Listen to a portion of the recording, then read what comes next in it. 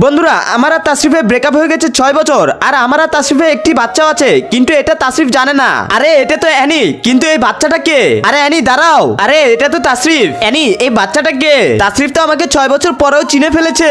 এই বাচ্চার বিষয়ে জেনে তোমার কি লাভ? আরে বাবু, তোমার বয়স কত?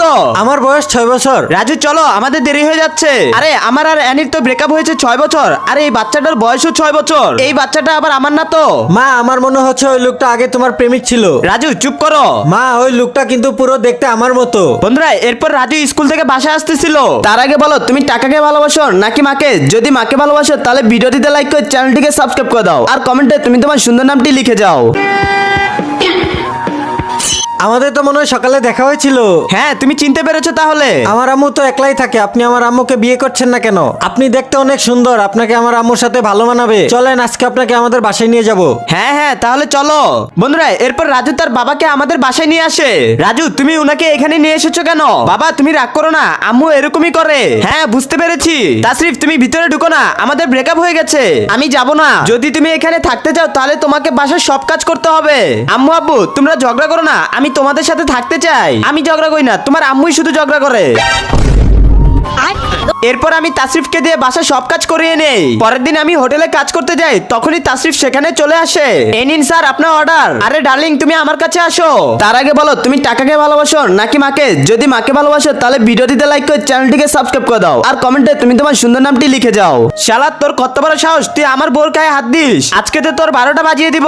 থামো তাসরিফ, আমার জন্য তোমাকে মারামারি করতে হবে না। আম্মু তুমি আব্বুর উপর রাগ করে আছো কেন? আব্বু তো তোমাকে অনেক ভালোবাসে। আরে সত্যিই তো, তাসরিফ আমাকে অনেক ভালোবাসে।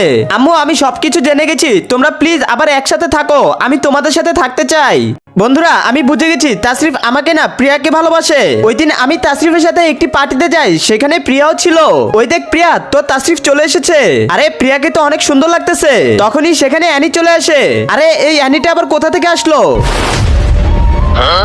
আরে তোমরা দাঁড়িয়ে আছো কেন? বসো, সবাই একসাথে খাবার খাই। অ্যানি তুমি বসে পড়ো। বন্ধুরা, যখন আমি তাসরিফের পাশে বসি তখন দেখি তাসরিফ বারবার প্রিয়ার দিকেই তাকিয়েছিল। এই অ্যানিটাকে রাস্তা থেকে সরাতে হবে, তাহলে আমি তাসরিফকে বিয়ে করতে পারবো। তোমরা খাবার খাও, আমি এক্ষুনি ওয়াশরুম থেকে আসতেছি। তার আগে বলো, তুমি টাকাকে ভালোবাসো নাকি মাকে? যদি মাকে ভালোবাসো তাহলে ভিডিওটিতে লাইক করে চ্যানেলটিকে সাবস্ক্রাইব করে দাও, আর কমেন্টে তুমি তোমার সুন্দর নামটি লিখে যাও। বন্ধুরা, এরপর আমি দেখি তাসরিফ প্রিয়ার সাথে মিষ্টি মিষ্টি কথা বলতেছে। এই প্রিয়া আমার কাছ থেকে তাসরিফকে কেড়ে নিল। আমি বুঝে গেছি তাসরিফও আমার সাথে ব্রেকআপ করতে যাচ্ছে। তাসরিফ প্রিয়ার জন্য নতুন নতুন জামা কাপড় পরে। তাসরিফকে পার্টিতে দেখে প্রিয়া অনেক খুশি হয়ে যায়। এগুলো দেখে আমার মনটা অনেক খারাপ হয়ে যায়, আর আমি তখনই বাসায় চলে আসি। নেক্সট পার্ট দেখার জন্য এখানে ক্লিক করো। আমি কখনো ভাবিনি তাসরিফ আমাকে এত বড় ধোকা দিবে। অ্যানি, আমি তোমাকে কিছু বলতে চাই। আমি জানি